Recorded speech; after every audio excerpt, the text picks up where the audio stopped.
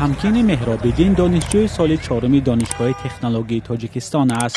این شب و روز دوستانش در افغانستان با هوس به او می‌نگرند، چون تمکین از امکان برخوردار است که دختران در افغانستان از آن محروم شدند. تمکین خبری از تحصیل محروم شدن دختران افغان را با درد قبول کرده است. من خیلی گریه کردم، خیلی زیاد. خواهرای من اونجا هستند. همه جوانانی که به من خیلی نزدیک هستند. هر کدام اونا همو آرزوهایی را که من دارم امروز دارن. هر کدام اونا همو موفقیت هایی را که من میخوایم فردا به دست بیارم اونا میخواین به دست بیارن. من فکر کردم که خودم از تحصیل محروم شدم. عربستان کشور اسلامی است درس میخوانه، خود پاکستان اسلامی است درس میخوانه، سوریه درس میخوانه، تمام کشورها، ایران درس میخوانه. خبری منع دختران افغان از تحصیل دانشگاه مهاجران افغان مقیم تاجیکستان را بهت زده کرده است. اکثر آنها یک نظر دارند که آینده افغانستان را بدون زنان تصور کردن ناممکن است. از طالب میگم طالب، وقتی اگر خانمت مریض میشه پیش کی میبریشه؟ فرزندت اگر مریض میشه، دخترت مریض میشه، یک خانم اگر دکتر نباشه خانمت کی دوا میکنه؟ بانن که فرزندای افغانستان درس بخوانن، بانن که دروازه امید فامیلا باز باشه، بانن که دخترها هم حق تحصیل دارن، حق کار دارن، حق خواندن درس دارن. وزارت معارف طالبان هفته گذشته از مکتب‌های عالی افغانستان خواست تا تصمیم بعدی دختران را به درس‌ها راه ندهند. همچنین این گروه حاکم در افغانستان فعالیت زنان را در تشکیلات‌های غیر دولتی هم منع کرد. با بازگشت دوباره طالبان به قدرت، تحصیل دختران از صنف 6 به بالا و کار زنان در اداره‌های دولتی هم منع شده بود. این تصمیم‌های طالبان به خصوص منع دانشجو دختران افغان از تحصیل انتقاد زیاد را در داخل و خارج افغانستان به میان آورد، اما پاسخ طالبان به معترضان چنین بود. آب پاش دادن طالبان به روی همه معترضین از ترسشان فقط. نمایندگان طالبان تا حال پررنگ نگفتند که هدفشان از جاری کردن محدودیت‌های پیهم برای زنان و دختران چیست. برخی مهاجران افغانستانی در تاجیکستان بر این نظرند که طالبان از زنان به عنوان وسیله رسیدن به هدفهایشان استفاده می‌کنند، به خصوص اینکه با گذشت 1.5 سال تا حال هیچ کشور حکومت آنها را به رسمیت نشناخته است.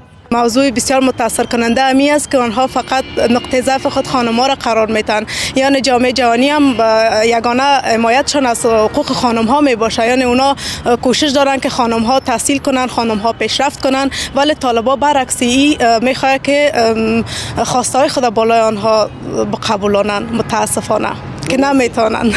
ای برادر، ای رفیق دوست.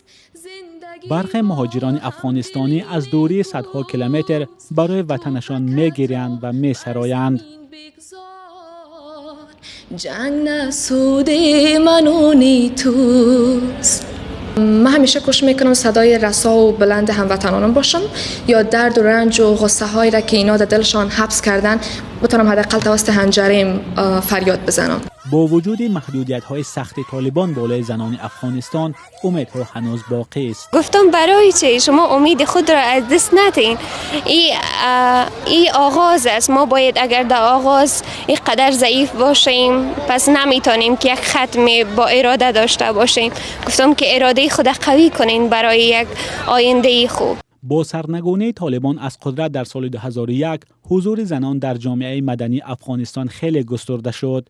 در این کشور ده‌ها وکیل و وزیر زن کار میکرد، اما با آمدن طالبان به قدرت همه چی برعکس شد و زنان از صحنه سیاسی و مدنی تقریباً بیرون انداخته شدند. مولا رجب یوسفی امیر ایسایف، آزادی. پیش از هر صحبت پیامی دارم به خواهران عزیزم، ایره بدانید که شما پیروز هستید. تا وقتی که این اراده و انگیزه و این امید در قلب شما برای آموختن علم و دانش وجود داره، هیچ گروه خودکامه و استبدادی توان استادن در مقابل شما را ندارد و پیروزی از آن شماست. مقاومت و اراده شما، ایستادگی و پایبندی شما و همچنین علاقمندی شما به آزادی، علم و آموختن برای من و همسنگران مایه افتخار. اتفاق اخیر و تصمیم طالبان مبنی بر جلوگیری از رفتن بانوان ما و خواهران ما به دانشگاه یک مسئله بود که بار دیگه ماهیت اونا را بر همه هویدا کرد.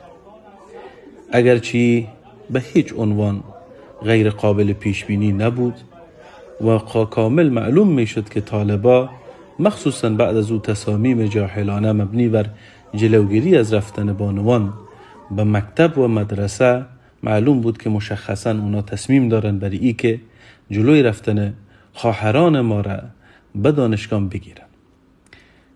نفسی مسئله ناشی از ماهیت تاریک و جهل آنها داره. علم و دانش چون نور و روشنایی میمانه و ماهیت جاهل و ماهیت جهل مبارزه با نور و روشنی است. اونایی را خوب میفهمند که یک ملت آگاه، یک مردم آگاه و یک ملت تحصیل کرده به هیچ عنوان شرایط کنونی را قبول نداره و در مقابلش قد علم خواهد کرد. و اونا با درک از این مسئله و با دشمنان افغانستان با درک این مسئله به دنبال هرچه بیشتر بردن افغانستان به قهقرای جهل و نادانی هستند. کن وطن هرچند میدانم پریشانی، به سنگت میزنند از هر طرف یک مشت نادانی. قلم حتی نمیداند پریشان میشود گاهی، خدایا قلب انسان مثل حیوان میشود گاهی. همیشه در وطن با کینه ها دنبال نیرنگ است، تمام فکر این مردم فقط کشتن، فقط جنگ است. به آتش میزنند طفل و زن و بنیاد کابل را، چرا هرگز نمیبیند کسی فریاد کابل را؟ چرا این درد پر اندوه ما درمان ندارد هیچ؟ چرا این فصل بدبختی ما پایان ندارد هیچ؟